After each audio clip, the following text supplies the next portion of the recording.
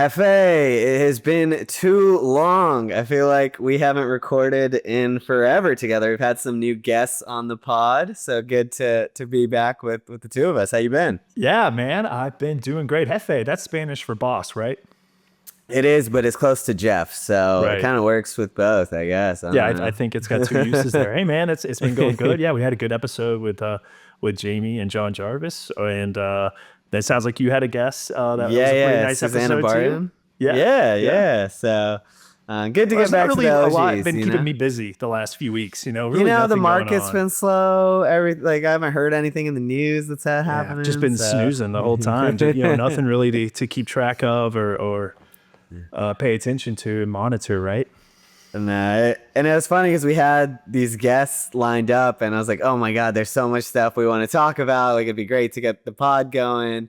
But nonetheless, we will talk about it all today. Get into all the juicy tariff talk, the trade talk, the economy, everything everyone wants to hear. I think that's what everyone's looking for, and certainly gonna hit it all, but.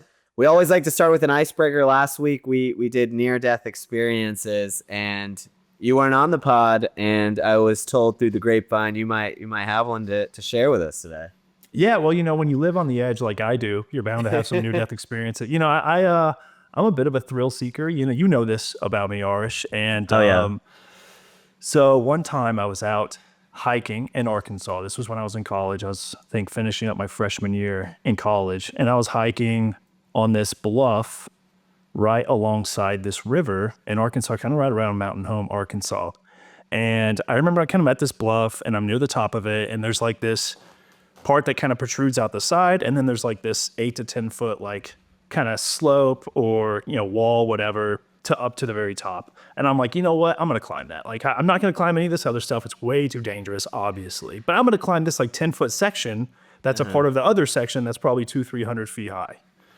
And I'm like, all right, where am I going to try to go about this? And I said, you know what, just in case, because I love a good just in case. I love good hedge and risk management. I said, I'm going to do it in front of this lone tree at the edge of the cliff, just in case something happens and I have something to fall back into. Smart. And guess what happened?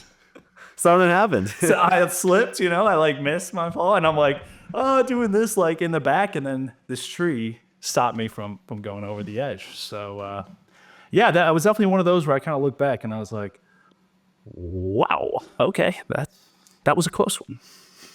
So if that tree wasn't there, how far were you gonna fall? 200-300 feet drop into the Oh, water below. Yeah, holy. because I'm just having fun. I'm like, listen, I'm not going to climb up the whole thing, but this little 8 foot section, I've climbed rocks and like done stuff like that before, no worries. And like, just kind of slipped, kind of lost my balance, was falling back, and I was like falling back to the edge where this one tree was. And it wasn't a large tree. It was like, 5-6 feet high tree. and it caught me. Jeez, you're practically free soloing at that point. Yeah, man. I mean, why That's not? I think, crazy. the ironic part is I'm afraid of heights, but I love to like challenge that. I love to Yeah, kind of like make myself get over it by putting myself in those situations. So yeah. yeah, that was fun. I was actually in Bali this last summer, 2024, and we hiked this volcano, right? And insane experience. The hike started. They picked us up at 11 p.m. for a hike for the sunrise. So you drive out an hour. We started actually hiking at midnight. And the reason why you start so early is they have like blue fire in the volcano, and you can only see it before there's any light. So you have to get to that part by 4 a.m. And it's like a 4-hour hike. So we go in, do all of that. And then after you see that, then you hike up to the ridge of the volcano. And then that's where you see sunrise. It's like one of the most beautiful things I've ever seen. And as we're like hiking up, you have a guide who's like leading you. And he was saying, so there's this like one tree that was like a famous place to take a picture on. Like you sit on the tree and it's like right over the edge. It's like a very famous like place to take a picture, apparently.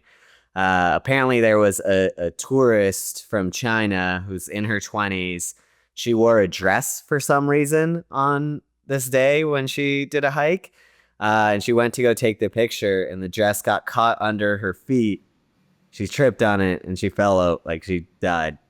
Yeah. So I hate Fell into to, the volcano? yeah. Well, like, it's not like straight into the volcano, but like she fell like a couple 100 feet onto like more rock and like, Yeah.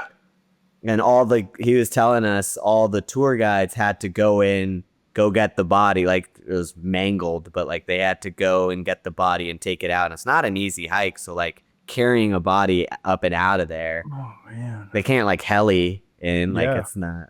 I think, So yeah, there's, I always say you have to respect the risk of Mother Nature and the environment yeah, around you. And, ouch, dude. Yeah, that sucks. That's really yeah, sad. yeah. No, it is. It is. So hey, didn't want to bring a bummer, but the tree catching you, it reminded me of that story. I mean, So the one thing about that is I just remember having this thought, like, just in case, yeah. and I think I've always been a guy that evaluates trade-offs and risk reward and those kind of things. And I think that's kind of funny how even at a young age I was thinking that way. And that I bring a lot of that to that when I manage portfolios, you always need that just in case. I think that's why we use diversification. We've talked about that, but it's like, Oh yeah. that's like the one thing that's like, hey, if something goes wrong, what's going to happen? Well, have a just in case for There if you go. something goes wrong. And yeah, so glad Well, I did that. Of course, yeah. I wouldn't have known for very long if I hadn't. So that my grandpa used to say, it's that sudden stop at the end that gets you. Well, that's a perfect segue in terms of what we're talking about. We've definitely seen some risk in the market. So let's run through the intro and let's get into it. Hello, and welcome to Map Your Money, a finance-focused podcast. We exist to simplify the lives of our clients and listeners and to help individuals create the roadmap for their financial future.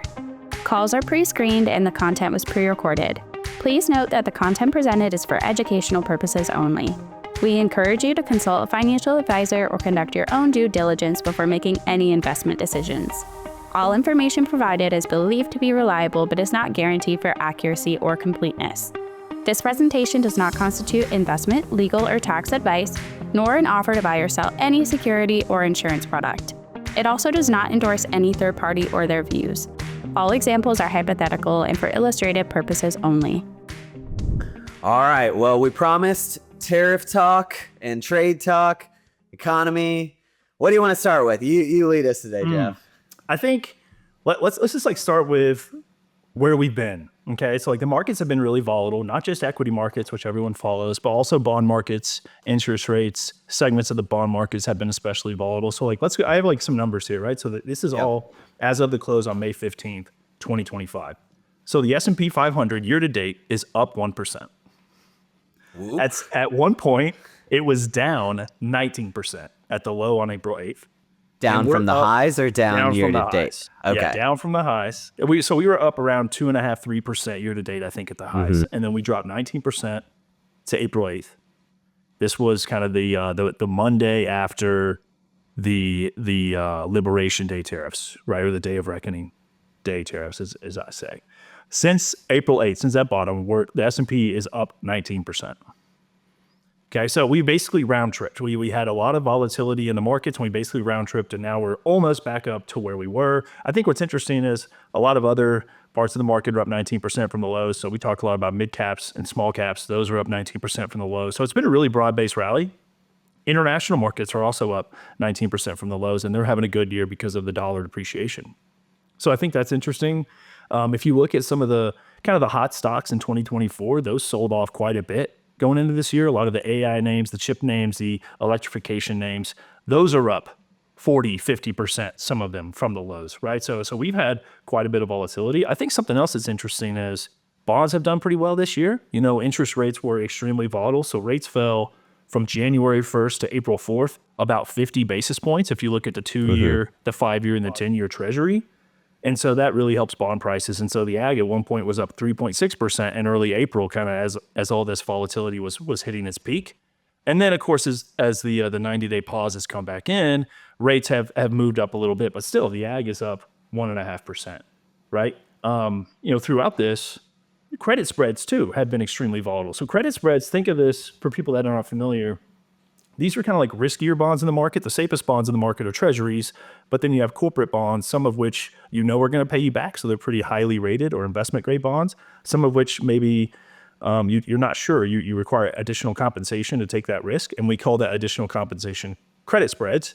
And they basically follow stocks, right? When stocks are freaking out, you typically see corporate bonds also freaking out and those credit spreads widening. And that's exactly what we saw this year as well. Credit spreads actually rose over 100 basis points in high yield. And they went from the 99th percentile in terms of valuation. So the spreads were at the most narrow they've been over 99% of the time. It went from that to the 50th percentile in basically just a couple of weeks with credit spreads going nuts. So suffice it to say that all this tariff conversation really caused a lot of volatility. And I think the reason why the market is reacting so favorably now is because we have this 90-day pause, and not just a 90-day pause, but it seems like a willingness from the administration to negotiate trade deals. And I think at first that was questioned because it seemed like they were more intent on trade deficits or fentanyl or some other measures that they were saying. And now it seems like, okay, we're kind of back to the negotiating table. They see the effect that this is having on markets, and now they're starting to pull that back and work the other way. And that's a good direction to go. Yeah, for sure. So I want to get some clarification and explain a couple of the points you just made there, and kind of dive a little bit deeper. So you mentioned kind of bonds. Where with yields did we start the year versus where are we at now? I guess choose the 10-year or something. All right, so the 2-year note was at 4.25% on January 1st. The 10-year note was at 4.5%. Okay. Now the 10-year note is at 4.45%. So it's down. It's still a Slightly little lower down than it was at the beginning of the year, right? But the 10-year fell 57 basis points from January 1st to April 4th, and then regained 52 basis points. So it's in the threes for a second. It's high threes. It touched 4. Yeah, it touched 4. Okay. Very briefly. 4.01 is the low close is what I see here. But I think intraday it did go below 4. Gotcha. Yes. And now, we're kind of back up to 4.5 on the 10-year, which is pretty close to probably fair value for a lot of people. So I wanted to bring back another point I know we've made probably a couple times now through the pod. So our most loyal listeners know this by heart, obviously. But I think it's you kind of mentioned it, but just to explain it. But as rates go down, you mentioned kind of bonds do well, and that's because of the inverse correlation between yields and the price of bonds. So you can think of it as you put $10,000 in the 10-year at the beginning of the year at 4.5%. And then when they drop to 4%, the value of your bond is more, because if someone has $10,000 and they want to go buy a bond from the government, they're only able to get 4% at that point, but you have that 4.5% locked in. So then they can buy it from you, but obviously you're not going to sell it to them at 10,000. You'll sell it for them at a premium there. So that inverse correlation between rates and the value is really, really important. And especially at these higher yields, makes a lot of sense to have in portfolios, and is why we've added kind of some more allocation there, and is an important place to start kind of our discussion today about. Yeah, I think that's kind of the primary reason that you see bonds acting as a nice diversification to bonds, is because when economic activity is expected to be decreasing or growth is expected to be falling, that means there's less demand for money, there's less demand for investment, which means interest rates fall, which means bond prices go up. But it also usually means on the equity side of your portfolio, earnings expectations are declining, maybe valuations are declining, and so stock prices are going down, but interest rates are falling, so bond prices are going up. And then on the other side of that, bonds are very unique from stocks in that stocks, the main portion of return from a stock is the price appreciation and not the dividend, versus the bond, it's the opposite. The main portion of return for a bond is the income component versus the price, right? And so that's also what we're seeing is with yields staying high, with the Fed kind of on hold for the time being, maybe over the next few months, we're actually getting good yield on bonds, and the prices can go up if those yields fall due to economic weakness, right? And we certainly saw that play out in April. I think one more thing is a lot of people have talked about the death of the 60-40 and whether correlations between bonds and stocks are ever going to go back to inversely correlated, or, are bonds really a diversifier for stocks? And I've been very adamant, yes, bonds are a diversifier for stocks. People have not just been recognizing why interest rates move up and down. If interest rates move up because of inflation, no, bonds are not a good diversifier. But if we have an economic growth scare, yields will fall and bonds will do well. And that's exactly what we've seen, right? So it's really the type of environment we're in that dictates how these assets behave. So, and that's a great point. It's a perfect segue to the next thing I wanted to talk about was you mentioned that economic uncertainty, bond price or bond yields will go down. I think whenever we see volatility, we've seen all this stuff in the news about tariff tantrum, blah, blah, blah. Everyone first thinks of equities. The stock market. That's what everyone follows. Okay, stocks are going to go down. There's economic uncertainty. Can you kind of explain why rates go down on the bond market or how that has an effect on the bond market?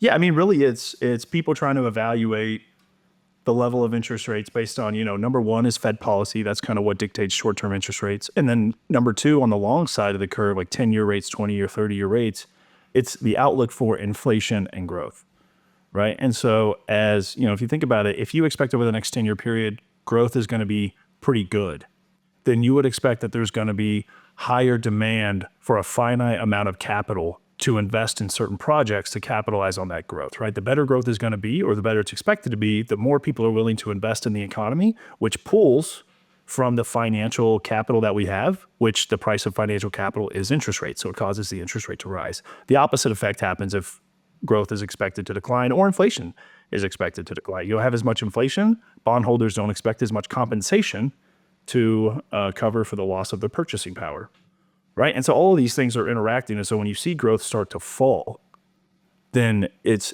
a less demand for that finite pool of financial resources. And so the price of that pool of financial resources, interest rates fall. So it's really everything in this economy is supply and demand.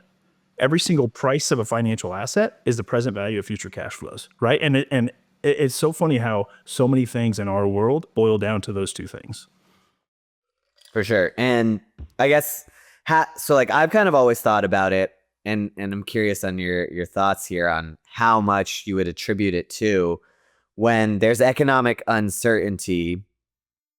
Like if it's projected to see, okay, we're going to have a recession or economic uncertainty, how much would you attribute interest rates falling to, okay, because the economy's not going to be doing as well, there's a higher likelihood that the Federal Reserve is going to have to come in and bring interest rates down to then stimulate the economy. And then the bond market is predicting that ahead of time, and that's why it's coming down. Would you say that also has an effect on it, or is that my dumb advisor brain? I think it's like like all we ever see is the net effect of multiple variables interacting.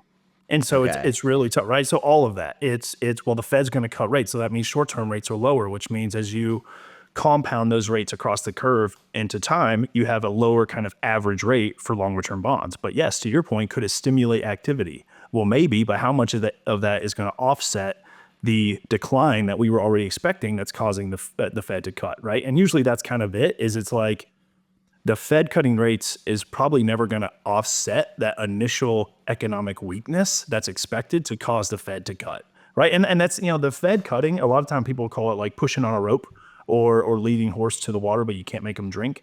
You can cut rates all you want to stimulate the economy, but if no one is confident enough to go buy a car or buy a home or start a business or take out a loan to invest in new capital, then you're not going to get that economic activity. So you can lead a horse to the water, but you can't make them drink, right? And so I think we're kind of, it's this a really interesting conversation, but overall, I mean, interest rates are about the supply and demand of money. And the Fed definitely controls that to a large extent, but they can't control it for some longer term interest rates that, I think are in question. But anyway, we've seen interest rates completely round trip, and we've seen the corporate spreads kind of show, just like equity markets, they've kind of priced away some of that weakness and some of that volatility, but not quite, to the highs.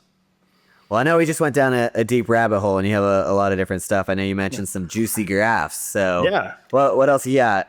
Okay, so I have a couple of graphs for you.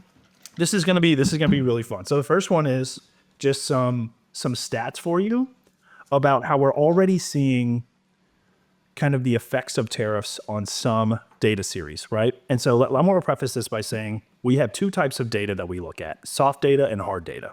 Hard data is like GDP, inflation, industrial production. Like we went and got the receipts and we see exactly what production is, right? So really, really reliable. Soft data is like surveys and asking people, how much do you want to spend? Do you intend to, buy this or order this new good or invest in this capacity, right? And then, the hard data would obviously did they do that? Did they follow through with that spending, right? So what we've seen from the tariffs is that all the soft data has completely deteriorated and declined. People are saying that they don't feel good, they're worried, they're pessimistic, but the hard data is still showing decent levels of spending. But I think what's interesting, if we dig down into the soft data, we're already seeing the effects of tariffs, right? So here's an interesting stat. The ISM Manufacturing Purchasing Managers Index. So this is the Institute of Supply Management. They conduct a survey of manufacturing and services businesses. This one in particular is on manufacturing businesses only. And I'm looking at the percentage of respondents that are reporting higher prices. Okay. In January of 2025, that was 12%. In in November of 2024, that was 12%. 3 months later, February 2025, it was 31%. And in April of 2025, it was 49%. Okay? Service PMI, I went and looked at the services index. Higher price, those seeing higher prices went from 19% in November of last year to 40% in April of this year. At the same time, if you look at the component of the ISM Manufacturing PMI that tracks new orders, it declined from an expansionary territory above 50 to contractionary territory below 50, meaning that people are reporting less orders for new goods. So what do we have? We have the managers of manufacturing facilities in the US saying that here's what they're reporting: lower orders for new goods and higher prices for those goods. What does that translate to in an economy? That means we're getting less stuff and we're paying more for it. And that's what tariffs do. We are importing stuff from the rest of the world. We're buying things from us, and we'll talk about why we do that. And that costs a certain amount. And when tariffs increase the price for that, what do people do? They buy less of it. That's the law of demand. And that's why the demand curve is downward sloping. And if you're buying less of it, you're getting less of it, but you're also paying a higher price. And so we're actually losing on both sides of the token. In an economy, you want to produce more stuff and you want to do it at less cost. We're moving in the opposite direction on both fronts. And this burst graph shows that. It shows that those reporting higher prices is spiking, and those reporting increases in new orders is falling. So was this so I don't have the graph in front of me, and we'll have it on the screen on the YouTube and everything. But was that soft data or hard data? So that's soft. That's survey data. Yeah, and that goes from it was updated in April of 2025. So we do have a recent read from April that was released in early May. Got it. And as soon as you started talking about that in survey data, I pulled up a graph on my end from JP Morgan Guide to the Markets. Have you seen the consumer confidence in the stock market graph? So I had a presentation at my networking group, and I thought this was really interesting in terms of where the consumer sentiment index is, and then the subsequent 12-month returns of the S&P 500. And right now we're at this really, really low period here on the consumer sentiment index, at this 52.2. So you can see this huge drop in consumer sentiment index compared to all of these other periods where October 1990, we were at a really low period, March 2003, November 2008. And you see the subsequent S&P return after that, after each of these are fairly large. When we look at a 12-month return, I think it comes back to that Warren Buffett quote of being able to be greedy when others are fearful. And I know our clients and investors over this period of volatility who were able to stay in the market, or even if they had extra capital, they were able to invest when we had that pullback. They were quickly compensating. Who knows what the next month, 3 months, 6 months will be. But I think that stays true over time, is being able to stay in the market over long periods of time, even when things are scary, pays off in the long run. Yeah, I mean, we talked about how the S&P is done a round trip, since this volatility. And I think what's interesting is the average drawdown for any given calendar year in the S&P is 14%. But we had a 19% drawdown, and we had a 19% drawdown in 1998 before the market went on to post another year of back-to-back-to-back 20% plus returns. Does this sound familiar? We had 20% plus back-to-back years the last 2 years, right? And so I think, and by the way, that was leading up to the internet bubble, because we had this new groundbreaking technology that was supposed to affect everything, which ended up being true, right? And so I do see some parallels, and I think this is interesting. We certainly, didn't make any major changes in the portfolios that we manage, and we advise our clients, sit on your hands. This is way too much uncertainty, and we certainly don't see this persisting, because at the end of the day, trade is good and tariffs are not. And unless they're used as kind of a temporary means to some kind of other end, that's one thing. But if they're kind of put in place permanently, what we've already talked about it. You get less stuff for higher prices. That's just not a winning combination. So there's kind of another angle I want to take with this. Yeah, Arish. please. And so this is my second graph, and I'm going to lead up to this. Since January 31st of 1983, Okay. U.S. manufacturing output has changed by what percent? What would you guess? You're saying it's increased or decreased? I'm asking you. Or That would okay. be, up or down, and what number? What magnitude? I mean, that was the industrial. So I mean, it's definitely, I would assume, decreased a lot. I'll say it's 40% lower than it was in All right, the 80s. minus 40%. I'll write that down. Okay. So let's go back to some basic economics before I answer that question. A lot of people think of the economy as a means of like creating a lot of jobs or stimulating demand for people to buy stuff. That's not at all how economists see the economy.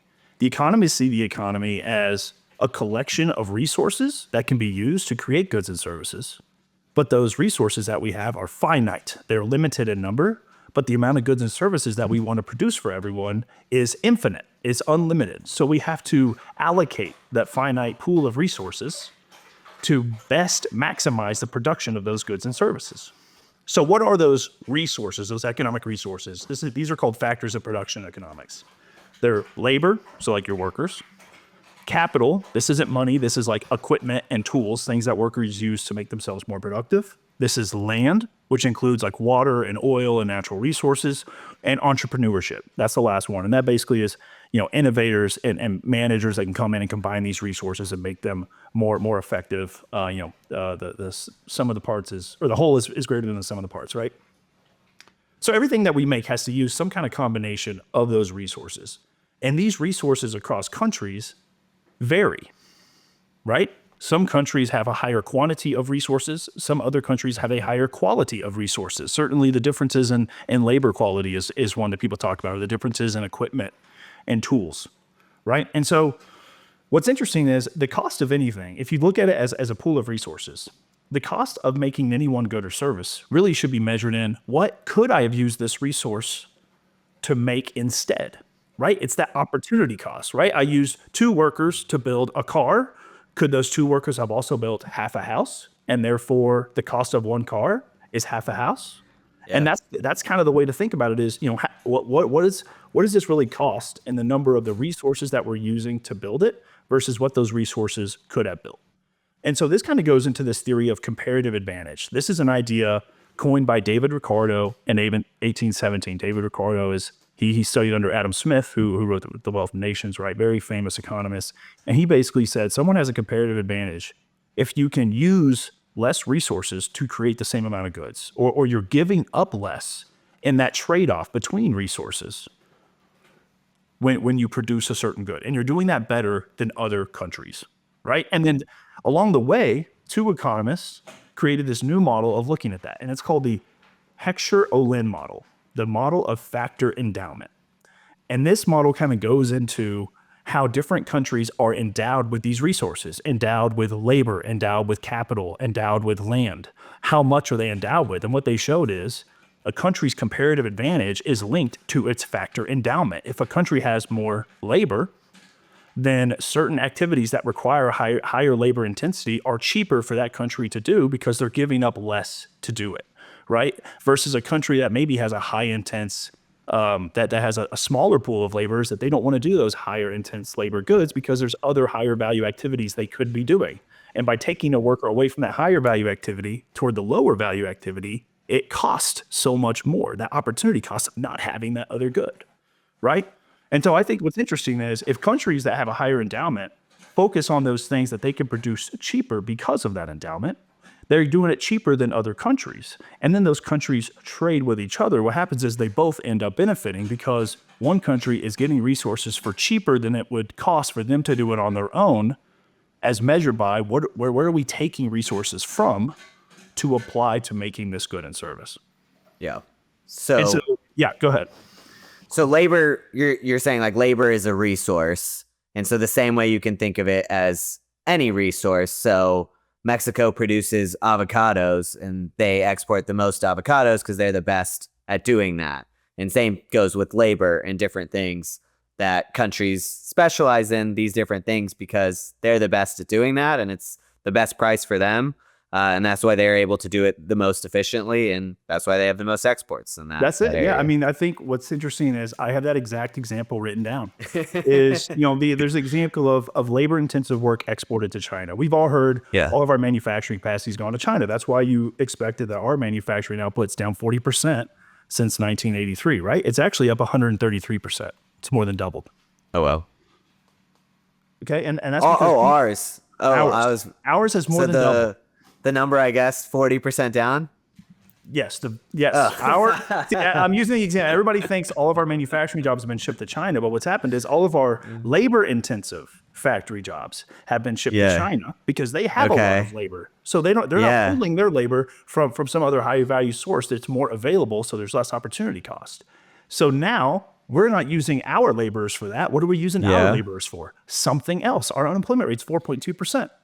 Yeah. So they're being used somewhere else where they're more productive. They're giving up less by switching jobs and making something at lower value. The other example I had was what you just said as far as land use. Some climate conditions are just better for agriculture. We benefit from that here in the U.S. We have a ton of agricultural exports, and that's because of different waterways, different climates, different soil quality and stuff like that help us. But then you talked about Mexico and avocados. They have certain heat and humidity and weather conditions that allow for avocados. Imagine if we wanted to take some of our land and some of our labor and dedicate that to making avocados. It would be tough. The soil's not right for it. We're going to lose a ton of yield because the temperature conditions aren't right. And we're going to have to do a lot of stuff and add a whole bunch of extra resources to do that and get less out of it. So we're better off allocating that land to, say, drilling for oil or raising cattle or making cotton and some of these other agriculture exports we have in the U.S. versus making something that's tough for us to do that we would have to give up a lot for by way of what we could have produced with those resources. And so I think that's what's interesting with trade, and that's what people are missing in this discussion is that stop thinking of our economy as something where we want to maximize the number of jobs. We don't want to do that. We want to maximize the efficiency of our workforce, which means keeping everyone employed, but also making sure those employed are not employed in low value activities where they could be doing something more. I mean, think about where we would be if we said, hey, there is a lot of young adult men that are employed taking telegrams back and forth among businesses. Therefore, we need to outlaw the telephone because those people will be out of a job. Okay, there are no buttons allowed in elevators or all the elevator operators will be out of a job. That's not how we think, right? But all of a sudden, when we could do things with less resources and less costs, and we use that for other countries, we think we're losing. No, we're just allowing their resources to do what's good because they have so much of it.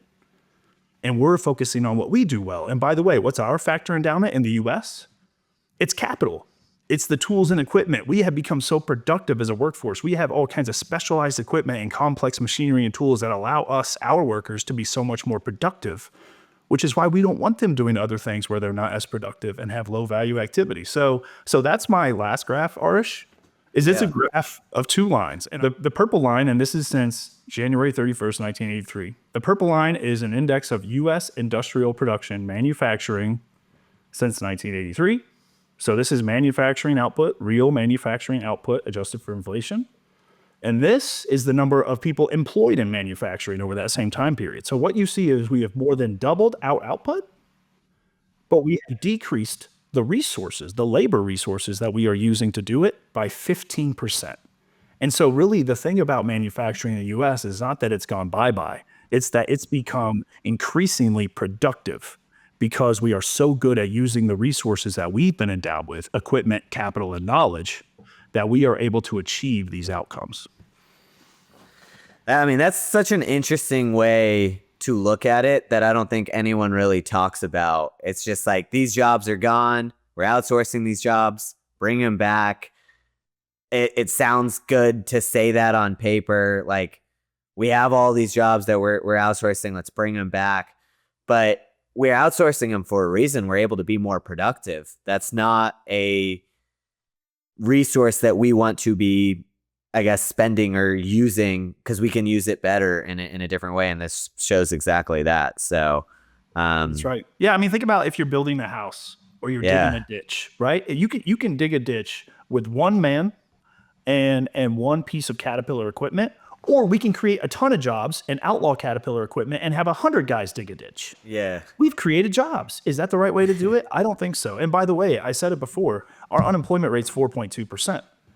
If you look at our prime age working population, so people from 25 to 59, and the percentage of those people that are working and in the labor force, it's at new record highs. So where are all these new jobs coming from? Where is the labor resource going to come from to take these jobs that are being brought back? They're not there. They're somewhere else, applying their jobs somewhere else for higher value. That's the way the markets and the economy is supposed to work. And that's how we increase global production, by making more efficient use of our resources. Certainly. But I mean, if I had to sum it up in 4 words, globalization good, tariff bad, but trade is good. Trade is good. Yeah. Right. And get back to the original thing of economies. Trade and transactions are mutually beneficial. They must be, because both parties are agreeing to it. Mm-hmm. Okay. Exactly. And so, it's not just like we're trading and this is some decision being made somewhere else. I mean, consumers are choosing to buy the cheaper goods. Consumers are choosing to buy the things that require less resources because it's cheaper. They have to spend less of their own resources to get it. Why wouldn't they? And that is ultimately good for everyone. Yeah. So ultimately, do you think it's inevitable that we go back to, and I mean, you obviously can't predict the administration and next decisions and things like that, but I mean, the benefits of globalization obviously far outweigh the cons, if whatever they might be. And there are, people do lose their jobs. Yeah. There is that period where people have to be retrained and reassigned to work, and these do have consequences. I certainly don't want to blow past that. But economists look at the net impact across the entire economy. And yes, when a factory shuts down and 300 people lose their jobs, that is bad for those 300 people. But now 330 million people are receiving goods, the same goods and services at a lower cost to them. And that allows them to go and do other things with their money and spend more on other items, just the same as it allows our productive resources to be better allocated to other productive uses. Yeah. So I want to kind of tie a knot on this and bring it back to the market and economy. I know we're running a little long here, but so we've seen the stock market rebound. We've kind of come back. We talked about that. What are and on the tariff front, I feel like that can has just been kicked down the road a couple times.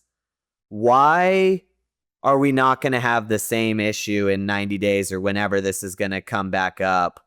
What are kind of economists seeing or analysts seeing that's different this time? Is the looming threat of tariffs and what we have with trade still something? I guess those fears have been mitigated to an extent, or can you kind of touch on that? Yeah, I'll tell you how we're kind of viewing it. So economists and strategists, whenever the initial tariffs were announced, 60, 70% tariffs, 135% on China, steel and aluminum with Canada and Mexico, all this stuff, probability of recession was going up to 50, 60%. They're dropping their price targets, dropping GDP targets. IMF was dropping their GDP targets, right? And then all those tariffs were either delayed and very drastically cut and reduced, including later on China as well. So since then, all those GDP forecasts, calls for recession have pretty much gone away, and people are saying, okay, we can avoid recession now. The problem is that those 10% tariffs still exist, and 30% tariff still exists on China until this 90 days is over, to your point. And so yes, I still think that would be a net negative for the economy, as tariffs make things more expensive and you get less of it. So it is just a net negative, and we should allow trade to continue happening. But I think what's really happened here with the administration, just kind of my own view, is that they kind of, I think they were surprised, right? I think Trump had a lot of support for tariffs and a lot of support for bringing back manufacturing in the U.S., which I think, obviously in my opinion is misguided. But there's a lot of people who feel that way, and I think they were genuinely surprised by the market reaction and by, it's not just the stock market, it was corporate leaders, it was business people, it was people within the administration that were trying to talk Trump out of it. And I think people have become so scarred by this experiment that really what they're trying to do is turn away from it. So actually what I would expect is that these 10% tariffs don't hold, and that this 90-day pause really is just kind of, consistent with their cadence of reversing a lot of their trade policy and kind of learning their lesson on it. And I think what a really awesome outcome would be is if Trump uses these threats as a way to renegotiate some of our trade deals and work down existing tariffs and other barriers that would then increase trade across the globe. I think that would be an amazing outcome. And it sounds like so far that is the direction the Trump administration is going, which is, I think, a wonderful pivot by them. And so I hope that continues, and that would be good for U.S. growth, global growth, et cetera, right? I mean, places like India still have high tariffs on us that he's trying to negotiate. There certainly are unfair practices that China commits that we need to address. But overall, I think the administration is seeing the market and the economy and voters don't want tariffs. They don't want things to be more expensive. They kind of like trade. There's a reason why things exist the way they are. And that's looks like that's the direction they're going. So I think we're past kind of the worst of it, honestly. Yeah. Well, no, I mean, this has been insanely insightful for myself. I'm sure the listeners are going to take a ton out of it. Any last pieces you wanted to hit on before we wrap? I feel like that was good. We hit a lot. I think that was a really good discussion. I encourage a lot of people to read some of the economic pieces on trade and that theory instead of just thinking, someone else took my job or someone else is doing this or we're buying this from someone else when we could have bought domestically. That's not really the right way to think. We all have a trade deficit with Kroger and Walmart, right? Yeah. And guess what? The people that sign my paycheck have a trade deficit with me, and we all have trade deficits with each other, and that's what makes the world go round. And we need to, encourage that. It's a market force at the end of the day. So if you're pro free markets, you should be pro free trade. Let's end it on that. That was huge. You're spitting right there. that was some good stuff. Yeah, I love it. Well, appreciate you as always, Jeff. And tune in for the next episode next month. Oh, the only other thing I was going to say, I think we're going to get this out right before, or maybe it might be too late, but you're hosting a webinar on June 3rd. So if this gets out before then, I think it should be right around that time. If you're able to join, we'll have the info in the description below. So if you want to hear more of this, I know you'll probably have some more graphs and different things you're talking about there. Several. Several. Yes. Love it. Thank you. Love it. All right, Jeff. Appreciate you. All right. Thank you.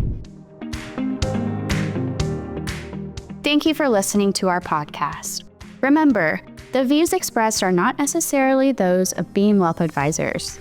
All content is for educational purposes only and should not be construed as an endorsement of any third party or their views, or as a solicitation or offer to sell securities or provide investment, tax, legal, or consulting services. We believe the information presented to be reliable, but it is not guaranteed for accuracy or completeness. Investing involves risk, including the potential loss of principal. Hypothetical returns do not reflect actual trading and may not be indicative of the performance of any specific investment. Always consult with a qualified financial advisor before making any investment decisions. Past performance is not a guarantee of future results. Additional information, including management fees and expenses, is provided on our Form ADV Part 2, available upon request or at the SEC's Investment Advisor Public Disclosure website, advisorinfo.sec.gov.